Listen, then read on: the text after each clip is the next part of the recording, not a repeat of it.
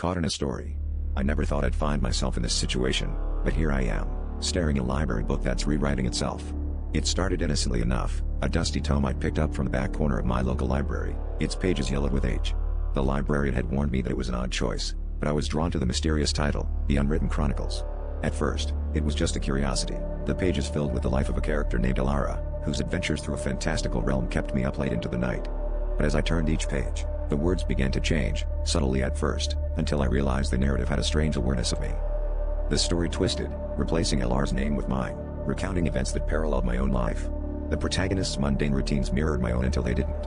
Suddenly, I was reading about things that hadn't happened yet, foreboding incidents that filled me with dread. I tried to convince myself it was a coincidence, a mere trick of the mind.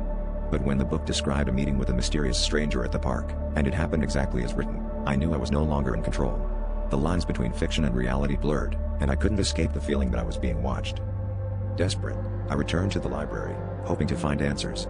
The librarian looked at me with a knowing sadness, as if she'd seen this before.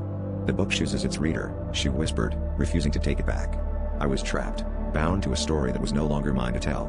I considered destroying it, but a nagging curiosity held me back. What if the book held a secret, something beyond comprehension? I turned page after page, searching for clues, until I reached the final chapter. My heart pounded as I read, the words unraveling a dark fate that seemed inevitable. The last page loomed before me, each sentence drawing me closer to an inescapable conclusion. And there it was, my name, etched into the final line, followed by a chilling declaration: "Your story ends here." The lights flickered, and as I looked up, the room seemed to close in around me, the air thick with an unseen presence. I dropped the book, but it was too late. The story had claimed me, and in that moment, I realized there was no escape.